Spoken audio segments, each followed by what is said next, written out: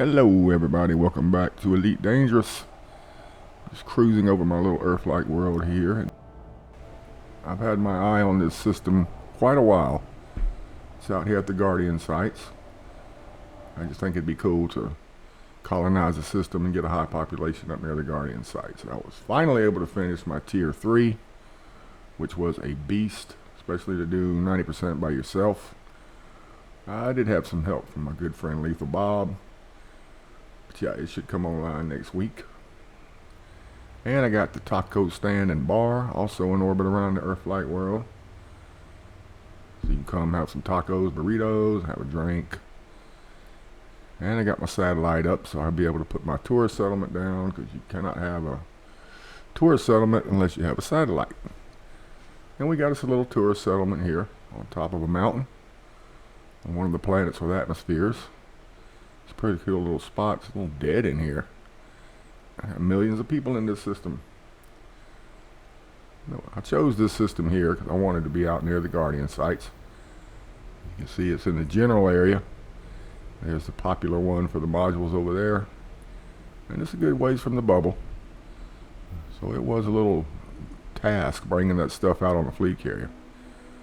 I finally got the old population up to 88 million. And right now I'm running tourism, high tech, economies with high tech security. Now this is about the third system I've colonized, so I have learned a trick or two. And here is my Earth-like world that I was adamant about having an Earth-like world in my system. But we got some high metal content worlds. That's another reason I chose this system. If you look on your planetary descriptions when you highlight these individual ones, you can see 32% metal, that's considered a high metal content world. Or extraction, same as this one. Got quite a few little settlements on the ground there. I'm going to build a Colonial station next, right here, to link up with the extraction sites. And that should probably bump me back to an extraction economy. But it really makes no difference. I'm going to build an asteroid base here. And I'm definitely going to build an asteroid base there inside this ring. This ring planet has lots of resources. It's got multiple hotspots. Void opals, platinum, bromelites, some other stuff, whatever. Quite a few resources. One thing I have figured out about choosing a system is to be sure you have many landing sites, multiple spots where you can put down planetary Tier 1 bases in order to accumulate your construction points. If you only have a limited number of planetary sites, Tier 1 facilities to put down, you won't be able to accumulate enough points to build your larger stations if that's what you want. Now you can build a multitude of simple Tier 1 satellites in the orbiting slots, but then you just have your system all cluttered up looking crazy. We're going to put us a Coriolis right here. Now, another thing I've noticed is that people have been talking about how the construction points double when you choose something, but I have not seen that. Like, let's just say, for example, I want to put another Orbis starport here. The conventional wisdom holds that I would need 12 construction points, but as you can see, it's showing that I still only need 6 construction points to build another Tier 3. I already have one Tier 3 station down. And people have been saying that they double after that and that you would need 12. And then after that, you would need 18.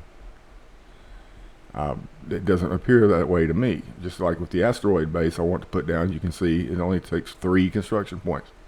People have been saying that after you put your first Tier 3 down, so on and so forth, everything doubles.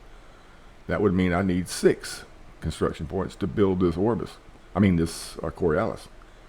But that's not the case. At least that's not what I'm seeing. Maybe their information is correct. Maybe my information is incorrect. I don't know. I'm just going by what I'm seeing. According to what I see,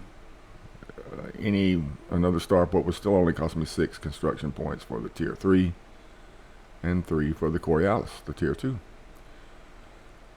That's one of the main things I can say. Make sure you have plenty of planetary landing spots in in addition to some planets with rings and resources and some high metal content worlds. This is a lot of work, and you want to wind up with a decent functioning economy that's going to benefit either you or someone else. You don't want to put a bunch of work in and then have a sterile economy with nothing happening and a very low population.